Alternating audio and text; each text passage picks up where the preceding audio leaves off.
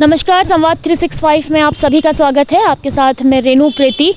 प्रेम एक ऐसा शब्द है जिसके सामने सब कुछ फीका पड़ जाता है। इंसानों में तो अक्सर आपने प्रेम देखा होगा, लेकिन ऐसा प्रेम जो एक आवारा सड़क पर घूम रहे आवारा पशु के लिए हो, आवारा जानवर के लिए हो, तो वो प्रेम वाकई लाजवाब है।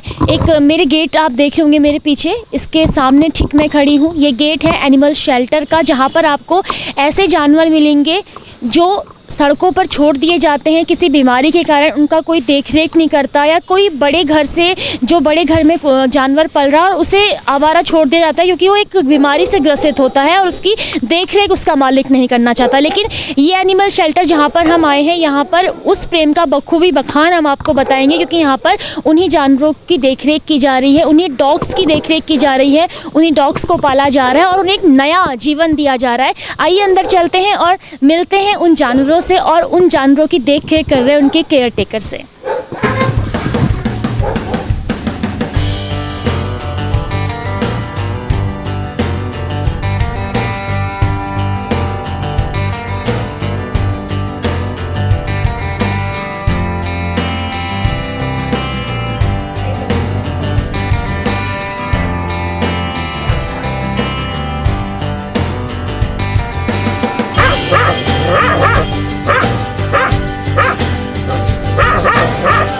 एनिमल शेल्टर के अंदर हम आ चुके हैं और यहाँ पर एक नहीं, दो नहीं, बल्कि कई सारे डॉग्स आपको दिख रहे होंगे।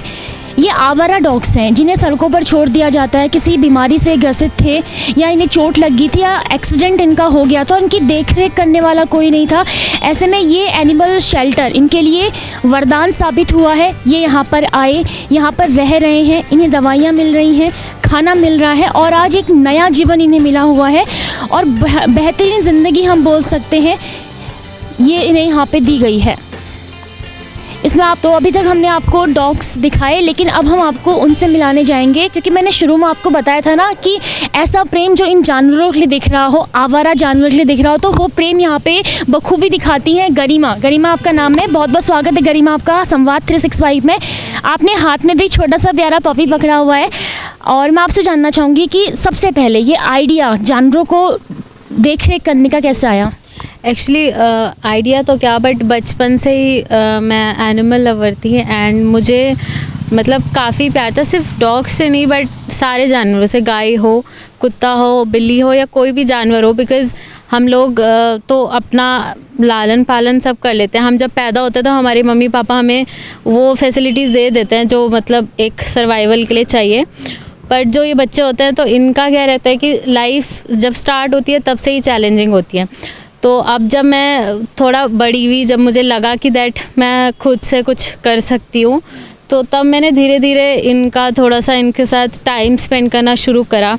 नॉट ओनली पेट्स बट जो रोड पे डॉग्स रहते हैं उनके साथ मैंने देखा है कि कोई ऐसे पुचकारने वाले बहुत कम लोग होते हैं, तो मैं उनके साथ थोड़ा टाइम स्पेंड करती थी। धीरे धीरे ऐसे हो गया कि मुझे ऐसे एनिमल्स मिलते थे जिनको चोट लगी है, किसी कोई प्रॉब्लम है, तो छोटा मोटा मैं इलाज करती थी, फर्स्ट एड जो घर से करते हैं। फिर ऐसा टाइम भी आया कि डॉक्टर पे लेके जाना पड़ा, तो डॉक्टर पे लेके गई। जब ऐसा धीरे धीरे होने लग गया तो मैंने एक पेज स्टार्ट किया रेस्क्यू बाय गरिमा करके। तो लॉकडाउन में मैं जो भी फीडिंग करती थी वो सब पोस्ट मैं उस पेज पे डालती थी। तो उस पेज के थ्रू क्या हुआ, लोगों ने सपोर्ट किया एंड लोगों का कॉल्स भी आती थी कि यहाँ पे ये डॉग है, इसकी चोट लग गई है। इस डोंकी की भी आती थी एंड जैसे गाय हो गए, बैल हो गए, इसकी चोट लगी, आप प्लीज़ कुछ कर दो। तो वैसे धीरे धीरे इतना ज़्यादा हो गया कि हम लोग मतलब एकदम उसमें डेडिकेटेड हो गए। तो मेरे काफ़ी सारे दोस्त भी बने ऑनलाइन, जो लोग साथ में आए एंड साथ में मिलके हम लोगों ने फिर ये शेल्टर इस्टेब्लिश किया था। बहुत अच्छा काम आप कर रहे हैं। जैसे आपका नाम गरिमा है, मेरा नाम रेनू है, ऐसे यहाँ पे जितने डॉग्स आपने रखे सबका कुछ ना कुछ नाम भी होगा। मैं चाहूँगी हमारे दर्शकों को एक बार आप सभी डॉग से परिचय ज़रूर कराएं, कहाँ से आप उन्हें लेके आई और क्या कुछ आज उनके लिए आप कर रही हैं। जी ओके, तो सबसे पहले मैं इसी से इंट्रोड्यूस कराना चाहूँगी सबको। ये छोटे से पपी का नाम परी है एंड परी को हमने रेस्क्यू इस कंडीशन में किया था, इसकी स्पाइन टूट गई थी। एक्सीडेंट होने के बाद किसी ने इसको गाड़ी से मार के कोई चला गया एंड रोड पे ही छोड़ के चला गया। तो ये काफ़ी पेन में थी, इसकी स्पाइन एकदम डैमेज हो रखी है, ये चल नहीं पाती है पिछले के 2 पैरों से, पैरालिसिस है इसे। तो क्या हुआ कि अब जब परी हमारे शेल्टर में आई तो हमने ये भी नोटिस किया, इसका ब्लैडर है तो ये यूरिन पास नहीं कर पाती खुद से, तो हमें इसका ब्लैडर प्रेस करके इसकी यूरिन पास करवानी पड़ती है। 24 घंटे इसके स्टूल पे कंट्रोल नहीं होता है, तो इसको हमेशा पॉटी आती रहती है, तो इस वजह से डायपर में रहती है 24 आवर्स। तो इसकी केयर बहुत मुश्किल है, बट हम लोग ट्राई करते हैं कि इसको जितना बेस्ट हो सके उतना कंफर्टेबल इन्वायरमेंट दे, एंड ये अब हमारी फैमिली का एक पार्ट बन चुकी है। अच्छा, बाकी ये जीवन है। जीवन भी एक पैरालिटिक डॉग है, इसके पीछे के दोनों पैरों में नर्व पैरालिसिस है। इसको भी एक्सीडेंट की वजह से किसी ने छोड़ के चले गए, एक्सीडेंट हुआ था इसका, एंड इसको कोई हमारे पास लेके आया था। एंड अब जीवन भी एक हमारी फैमिली का हिस्सा है। अभी हमें ये तो नहीं पता कि ये ठीक हो पाएगा या नहीं, क्योंकि पैरालिसिस में इलाज थोड़ा लंबा समय लेता है। तो लेकिन अब जीवन का ये है कि जीवन का जीवन हमारे साथ ही अब जुड़ चुका है, तो हम जितना पॉसिबल हो सके उसे कंफर्टेबल लाइफ यहाँ पे देंगे जब तक वो है। ओके, ये हमारी ओरियो है, ये थोड़ा शाई भी है, काफ़ी ज़्यादा शाई है ये। ओरियो को मसूरी रोड पे, मसूरी से जब नीचे आते हम लोग, पहाड़ से गिर गई थी नीचे, एंड पहाड़ से गिरने की वजह से इसकी स्पाइन डिसलोकेट हो गई। उसकी वजह से ये बहुत ज़्यादा पेन में थी। जब आई थी कई दिनों तक इसने खाना नहीं खाया था, बट अब ये धीरे धीरे हील हो रही है। भले ये चल नहीं पाती अपने दोनों पैरों से, बट ओरियो मतलब यहाँ पे खुश है, जितना हमें लगता है। वो अपने दोस्तों के साथ खेलती है, कूदती है, अच्छा खाना खाती है, एंड उसके पास सब कुछ है, टॉयज़ से लेकर ट्रीट से लेकर प्यार, सब कुछ उसको यहाँ पे मिल रहा है। तो आई एम श्योर कि आई थिंक कभी ना कभी तो ओरियो थोड़ा बहुत इसके पैर में रिफ्लेक्स आएंगे दोबारा, और नॉर्मल बच्चों की तरह चल पाएगी। ये नूरी है, एंड नूरी को हमने रेस कोर्स से रेस्क्यू किया था। रेस कोर्स में क्या हुआ था, इसका भी एक्सीडेंट ही हुआ था। एक्सीडेंट की वजह से इसके पेट में काफ़ी ज़्यादा स्वेलिंग थी, बहुत बुरी कंडीशन थी। जब हम इसको डॉक्टर पे लेके आए तो पता चला ये 12+ है, मतलब इसकी एज काफ़ी ज़्यादा है। एंड ऑलमोस्ट 17 डेज़ तक नूरी ने ना कुछ खाया था ना पिया था, ब्लड वाला वॉमिट करती थी, एंड इसका सर्वाइवल मतलब बहुत ज़्यादा मुश्किल था। तो जब इसका ब्लड टेस्ट भी कराया था, इसकी किडनी दोनों फेल थी एकदम, मतलब काफ़ी बुरी कंडीशन थी। बट धीरे धीरे 17 दिन गुजरने के बाद इसने पहली बार पानी पिया, तो वो हमारे लिए बहुत एक खुशी वाला माहौल था कि मतलब हम लोग शेल्टर में सारे लोग बहुत खुश रहते कि इसने पानी पी लिया। एंड अब ये खाना पीना अच्छे से खाती है, पानी अच्छे से पीती है, रिस्पॉन्ड बहुत अच्छे से करती है। भले ये चल नहीं पाती उतने अच्छे से, बिकॉज एक्सीडेंट हुआ था, उस वजह से बेड रिडन हो गई है, एंड एज भी काफ़ी ज़्यादा है। बट नूरी यहाँ पे मतलब अपनी लाइफ एक अच्छे से, लास्ट जो उसका टाइम है वो अब कुछ साल ही रह गए हैं, तो वो अच्छे से जी रही है। ओके, ये हमारी छोटू पोतू हेला है। ठीक है, हेला एक्चुअली किसी की पेट थी, ब्रीड डॉग है, आपको दिख रही है, काफ़ी एक्सपेंसिव ब्रीड डॉग्स लोग ले लेते हैं, बट जब उसकी केयर नहीं हो पाती है तो रोड पे छोड़ देते हैं। तो वैसे ये हेला किसी के घर की डॉग होगी, हम यही अज्यूम करते हैं। तो इसको एक डिज़ीज़ हो गई थी, कैनाइन डिस्टेंपर। तो कैनाइन डिस्टेंपर काफ़ी फैटल डिजीज़ होती है, उसमें नर्वस सिस्टम को वो अटैक करता है, नर्वस साइंस आता है। तो हेला हमें ऐसे ही अबैंडन मिली थी, किसी ने इसको छोड़ दिया था जब वो इसे मतलब इसका ख़र्चा नहीं उठा पाए। तो फिर हमने इसको वहाँ से उठा के इसका जो भी ट्रीटमेंट वगैरह हुआ था, ट्रीटमेंट के बाद जब ये डिस्टेंपर नेगेटिव हो गई, बट इसका नर्व डैमेज वैसे ही रहा, क्योंकि नर्व डैमेज एक बार हो जाता है तो वो ठीक नहीं हो पाया। और ये परमानेंटली अब इसका जो ट्विचिंग आप गर्दन पे देख रहे हैं वो परमानेंटली, इवन सोते हुए भी इसको ट्विचिंग रहता है, कभी कभी फिट्स भी पड़ते हैं, कभी पेन भी होता है। बट अब पहले से काफ़ी बेटर, इसकी हेल्थ काफ़ी बेटर है। तो अब हम इसे वापस रोड पे भी नहीं छोड़ सकते थे, बिकॉज़ एक ब्रीड डॉग है, उसका यूज़ भी हो सकता है ब्रीडिंग के लिए। तो इस वजह से हमने इसको अपने साथ ही एक शेल्टर का परमानेंट डॉग बना लिया। हमारी टीम मतलब जब मैंने शुरू करा था रेस्क्यू करना, तो मैं थी 0 पे, मैं अकेली ही थी, एंड सिंगल मतलब हैंडली कितना मैं कर सकती थी।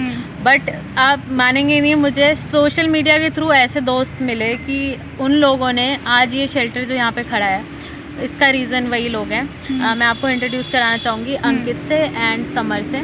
समर अभी अपना स्कूलिंग कर रहा है, इसलिए अभी 9th क्लास में है। अंकित ने जस्ट अभी अपनी 12th पास करी है। बट इनका डेडिकेशन देख के आपको नहीं लगेगा ये इतनी कम उम्र में मतलब इतना ज़्यादा कर रहे हैं इन जानवरों के लिए। ये भी एनिमल लवर है मेरी तरह, बट हम लोगों को एक डायरेक्शन नहीं पता थी कि हम कैसे वर्क करें।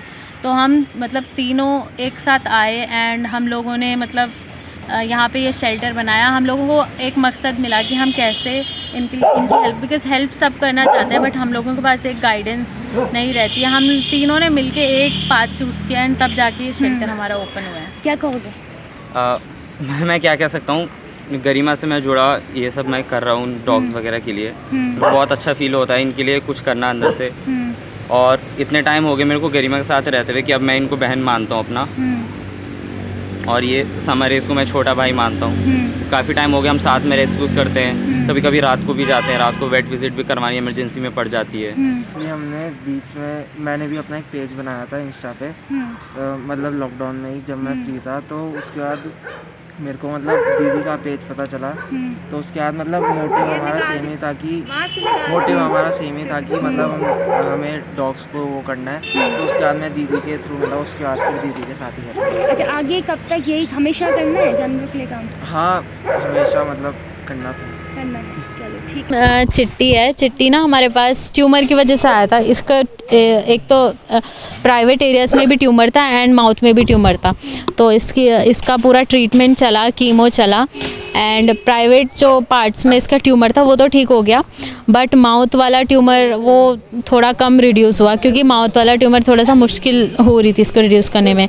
अभी फ़िलहाल चिट्टी ऑन ट्रीटमेंट है। अभी हम देख रहे हैं कि इसका आई होप कि ये ट्यूमर कम हो जाए, धीरे धीरे रिड्यूस हो जाए। जैसे ये रिड्यूस हो जाता है तो फिर हम इसको ओरली मेडिसिन पे भी शुरू कर देंगे। ओके, ये ब्रूनो है। हमारा ब्रूनो अभी हमारे पास 2 दिन पहले आया है एंड ब्रूनो को हमारे पास कोई लेके आया था रेस्क्यू करके।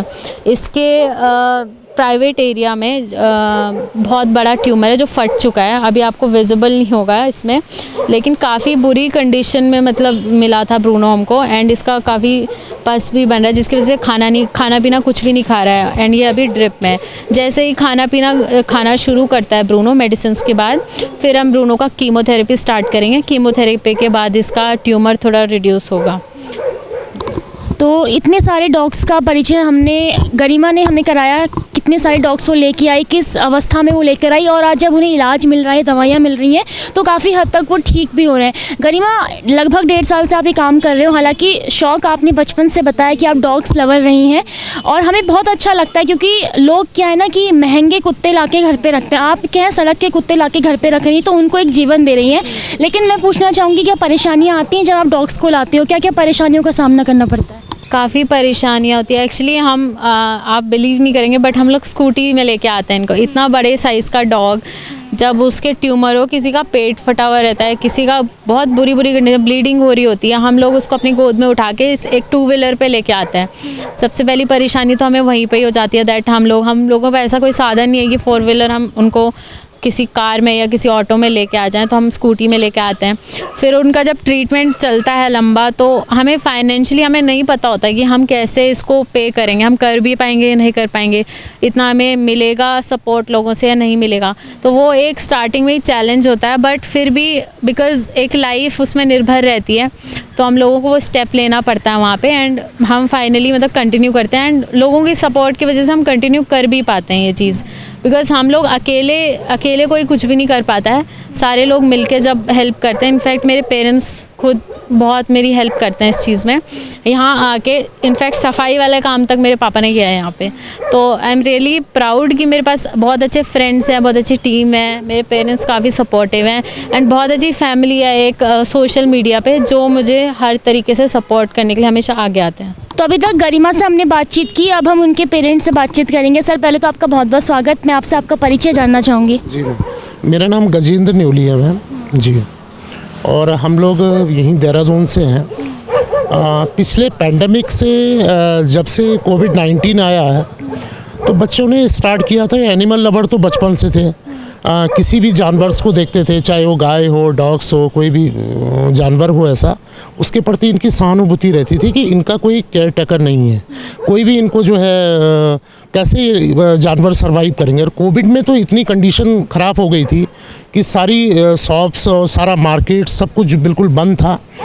तो उस दौरान इन बच्चों ने क्या किया कि इन्होंने जो है अपने रिसोर्सेज से कुछ पानी के टफ गमले बनवाए और गमले बना के जगह जगह शहर में रखे और शहर में रखने के बाद फिर अपने घर से इनके लिए डॉग फूड बनाया। डॉग फूड के साथ चावल बना के और डेली इनको खिलाते थे सुबह से लेकर शाम तक। हम लोग बड़े चिंतित रहते थे कि कोविड का इतना बड़ा पेंडेमिक चल रहा है, कहीं हमारे बच्चों को कोई प्रॉब्लम ना हो जाए। लेकिन ये एक ही चीज़ कहते थे बच्चे, पूरी टीम कहती थी कि नहीं, हमें ये चीज़ करनी है। आज की डेट पे एक इंसान को वो जो खाना नहीं मिल रहा है, लेकिन डॉग्स को कोई पूछने वाला नहीं है। तो पैंडेमिक में भी बच्चों ने जो है काफ़ी मेहनत करी है। जा के इन्होंने जो है जगह जगह पानी दिया है, इनको खाना दिया है डॉग्स को। तो फिर मैंने इनका देखा कि इन लोगों का इतना ज़्यादा जो है लगाव एनिमल्स के उसमें है, तो जगह जगह से इनको कॉल्स आनी शुरू हो गई। फिर गरिमा ने मुझसे कहा कि पापा मैं किस तरीके से इसको आगे लेके जाऊं ताकि लोगों की कॉल्स आती है, हम लोग अवॉइड भी नहीं कर पाते हैं कि ये सारे चैलेंजेस हैं। फिर ये निर्णय हुआ कि एक शेल्टर, एक जगह हम ऐसी जगह पे कहीं पे रेंट पे ले जहाँ पे हम इनका जो है ट्रीटमेंट प्रॉपर्ली कर सके। एक्चुअली में मेरा तो सिर्फ एक चीज़ मानना है कि उत्तराखंड गवर्नमेंट के पास इन डॉग्स के लिए कोई भी डैमेज कंट्रोल कुछ भी नहीं है। कोई भी व्यक्ति आता है शहर के अंदर, कार लेके जाता है, हिट कर देता है, उसको कोई पूछने वाला नहीं है। अगर वही चीज़ हम इंसानों पे लागू करें कि इंसान के साथ अगर कहीं पे कोई दिक्कत होती है, कोई गाड़ी वाला उसको हिट कर जाता है, तो उसके लिए बहुत सारे वे हैं चलने के लिए, बहुत सारे लीगली वो जो है करेगा, अपना कंपल्सेशन लेगा। लेकिन ये बेजुबान जो कि बोल नहीं सकते हैं, वो क्या करेंगे, उनका कौन है? तो कहीं ना कहीं प्राणी, कोई भी प्राणी, चाहे वो मनुष्य है चाहे वो जानवर है, वो ऊपर वाले से कनेक्टेड है। हो सकता है कि इस अच्छे कार्य को करने के लिए जो हमारी पूरी टीम है, मैं इस टीम को बहुत ज़्यादा धन्यवाद देना चाहूँगा, क्योंकि ये टीम इतनी मेहनत करती है सुबह से लेकर शाम तक। इन्होंने अपनी पढ़ाई के साथ और अपने रिसोर्सेज से इतनी ज़्यादा मेहनत करी है कि मैं इनको बहुत बहुत धन्यवाद करना चाहूँगा। और सेकेंडली एक चीज़ और, गवर्नमेंट से मैं एक चीज़ कहना चाहूँगा कि जानवरों के लिए भी कुछ ना कुछ आपके पास जो है कुछ ना कुछ कंट्रोल, डैमेज कंट्रोल मैकेनिज़्म होना चाहिए। क्योंकि अगर ह्यूमन नेचर में तो देखिए बहुत सारी चीज़ें हैं, हॉस्पिटल्स हैं, अस्पताल हैं और एम्बुलेंसेस हैं, लेकिन इनको कोई पूछने वाला नहीं है। तो मैं आशा करता हूँ, सरकार से भी उम्मीद करता हूँ कि इस ओर भी ध्यान दें।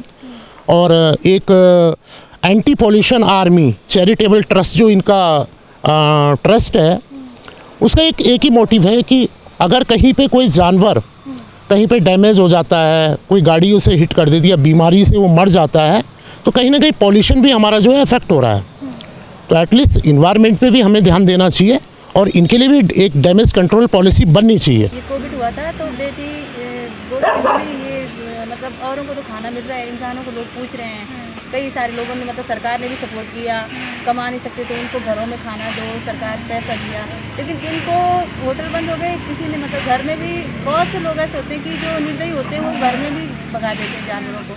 तो इसने कहा कि मेरी मम्मी कुछ हेल्प करेगी। मैंने बेटा जितना हो सकता है, ये तो अच्छा काम है, तो मैं इनको घर से पकड़ा के और सुबह सुबह ये जाती है। 1-2 दिन मतलब मैं खुद गई, मैंने कहा बताइए ऐसा करिए कि फिर मैं निश्चिंत हो गई उस ऊपर वाले पे।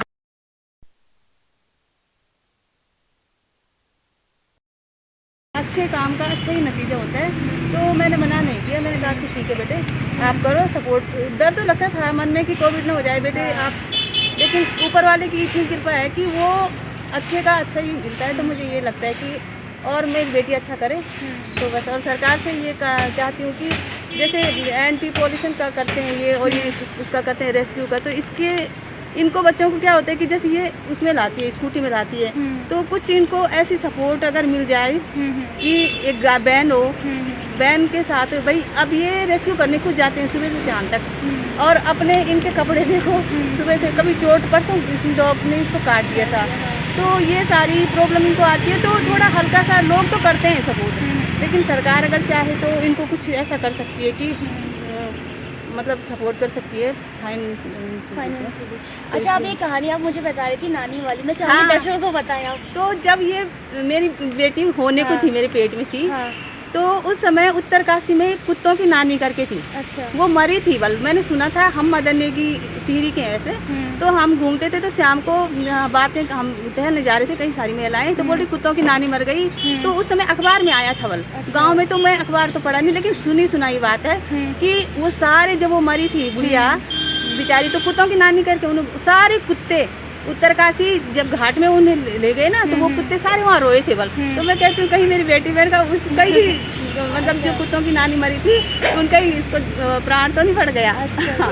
तो एक दिन ये, बल्कि मैं एक बता रही हूँ आपको, तो एक दिन मैं इसके साथ जा रही थी, या मुझे ला रही थी वो उसमें अपनी स्कूटी में, तो एक गिलहरी थी, गिलहरी, और उसको किसी गाड़ी वाले ने उस दिन, गौरी है ना, वो टक्कर शायद उस हल्की सी लग गई, तो वो ऐसे तड़पने लग गई। तो इसने कहा मम्मी मम्मी रुक रुक रुक। मैंने कहा बेटे मत उठा मत उठा। तो किसी ने उसको देखा नहीं, 2 गाड़ियाँ चली गई, गिलहरी फिर उसने उठाई और यहाँ पे मैंने कहा मत ले जाओ, वो मर गई। तो मैंने नहाने नहीं दी इसको और छोड़ दी वहीं पे। फिर ये पूरे दिन रात मुझे 2 दिन तक खाती रही। मैं उसे हॉस्पिटल ले जाती, पता नहीं बची थी, आपने मेरे से गुनाह करवा दिया, ऐसा वैसा। तो मैंने जब इसने ये कोविड वाले उसमें ये शुरू किया, तो मैंने कहा बेटे नहीं, ठीक है करो आप गरिमा की माँ हैं, लेकिन गरिमा कई कुत्तों की माँ बनकर उनकी देखरेख कर रही है, उन्हें जीवन दे रही है। उनके टीम मेंबर से बातचीत करेंगे। आप सब टीम के हैं, आपका क्या नाम है? जी, मेरा नाम आशीष डोभाल है। अच्छा आशीष, आप भी काम कर रहे हैं, बहुत अच्छा काम कर रहे हैं, क्या कहेंगे? जी, हम पिछले कई साल से मतलब ये काम कर रहे हैं हमारी टीम, और अभी तो मतलब आपको शेल्टर दिख रहा होगा कि मतलब सब कुछ एकदम मैनेज्ड है। बट जो स्टार्टिंग फेज था, मतलब जब हमने सबने स्टार्ट करा था, उस समय मतलब ये जितनी भी टीम है, इनमें से कई सारे जो वॉलंटियर्स हैं वो 10th के 12th के बच्चे भी हैं, कुछ लोग कॉलेजेस में हैं। तो ये सब मतलब कोई पैदल ले जाके, कभी स्कूटीज़ में, मतलब किस तरह से, मतलब कि जब स्टार्ट करा था हमने तो काफ़ी सारी मतलब कठिनाई आई।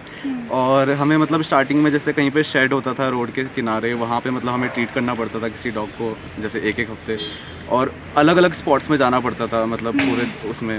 बट फिर मतलब जब ये काम जब काफ़ी ज़्यादा मतलब बहुत सारे डॉग्स आने लग गए डेली के रेस्क्यू के लिए, उसके बाद हमने सोचा कि एक शेल्टर बनाते हैं। बाकी शेल्टर तो आपने देखा होगा कि किस तरह से काम चल रहा है यहाँ पे, और धीरे धीरे मतलब हम चाहते हैं कि इसको भी हम बेटर करते रहें। और जैसे हमने स्टार्टिंग में जब ये शेल्टर बनाया था, तो सिर्फ एक ये वाला शेड था यहाँ पर। धीरे धीरे मतलब हम चाह रहे हैं कि यहाँ पे सारी फैसिलिटीज़ उपलब्ध हो, और अभी मतलब हमारे पास एक एम्बुलेंस और इस तरह का कुछ वो नहीं है, तो हम धीरे धीरे चाहते हैं कि वो भी हमारे पास है।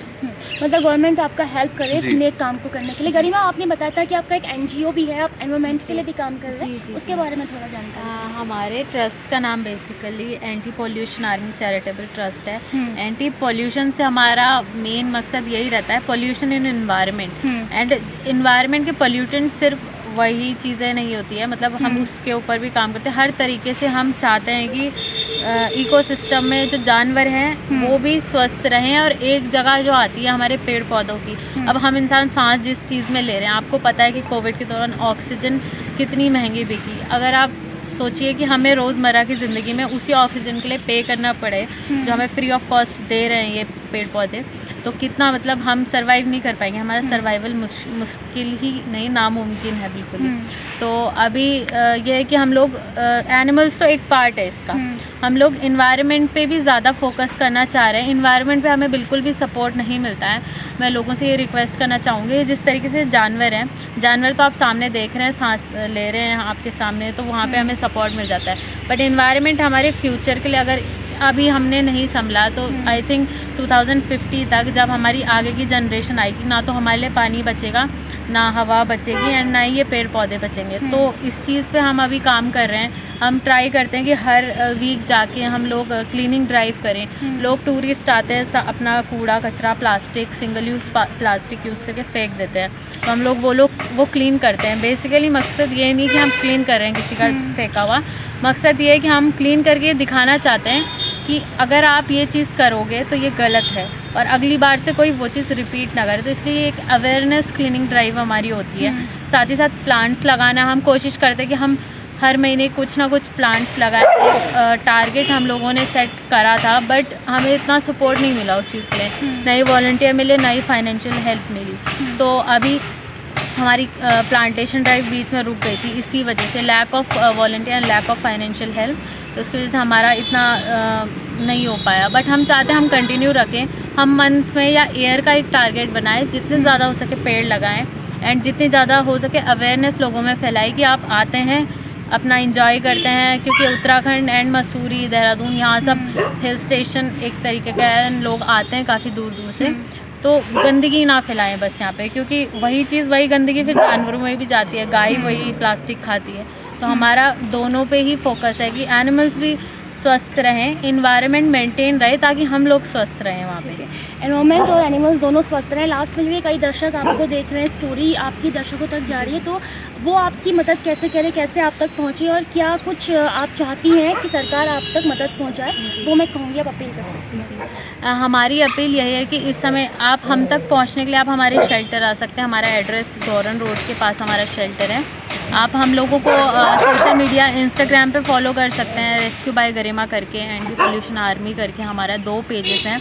वहाँ पे आप हमें सपोर्ट कर सकते हैं, हमें कांटेक्ट कर सकते हैं। इनफैक्ट आपको अगर कोई ऐसे स्ट्रीट एनिमल दिखता है या कहीं पे ऐसी कंडीशन दिखती है जहाँ पे मतलब कोई पॉल्यूटेंट लाइक कोई कूड़ा खिला रहा है अननेसेसरीली, तो वो आप हमें वीडियोस फोटोज़ भेज के हम लोग वहाँ पे किसी भी एनिमल को रेस्क्यू करने के लिए आ सकते हैं जिसका हम कैपेबल हो उस समय। तो इस तरीके से आप हमको रीच कर सकते हैं। आप हमें शेल्टर पे आके फूड डोनेट कर सकते हैं, आप हमारे प्लांटेशन ड्राइव के लिए प्लांट्स डोनेट कर सकते हैं, या फिर आप फाइनेंशियली हमें हेल्प कर सकते हैं ताकि हम जो भी हमारे हॉस्पिटल के बिल्स हों एंड ये सब हो ताकि वो हम पे कर सकें। तो आप किसी भी वे में आप हेल्प कर सकते हैं। फाइनेंशियल हेल्प तो दूसरी है, बट अब वॉलंटियर भी कर सकते हैं हमारे साथ। आप आ सकते हैं हमारे शेल्टर में, आप वर्क कर सकते हैं यहाँ पे हमारे साथ, जो भी हम काम करते हैं। हमारी जो एंटी पोल्यूशन की जो ड्राइव होती है, क्लीनिंग ड्राइव, वहाँ पे आप आके हमारे साथ क्लीनिंग ड्राइव में हेल्प कर सकते हैं। सिर्फ कुछ घंटों की बात होती है, आपको भी अच्छा लगेगा एंड हमें बहुत अच्छा लगेगा आप लोगों के साथ काम करके। ठीक है, तो ये थी गरिमा की टीम और गरिमा के पेरेंट्स का बहुत बहुत धन्यवाद हमसे बातचीत करने के लिए। तो ये प्रेम है गरिमा का जानवरों के लिए, पर्यावरण के लिए। वो चाहती हैं कि पर्यावरण भी स्वस्थ रहे और जानवर भी स्वस्थ रहें, और गरिमा ने आपसे अपील भी की है कि आप उनकी मदद कर सकते हैं। तो ये कहानी आपको कैसी लगी, हम आपसे चाहेंगे कि आप ज़रूर आएँ, गरिमा की मदद करें, ताकि वो ये चंद जानवर आज उनके साथ है, ऐसे ही सैकड़ों जानवरों की वो देखरेख कर सके। और गरिमा की कई गरिमाएँ आज समाज में हमें ज़रूरत है, ताकि सभी जो जानवर जिनकी कोई देखरेख नहीं कर पाता उनकी देखरेख हो सके। मेरे प्रति कैमरा पर्सन राकेश गढ़िया के साथ संवाद 365।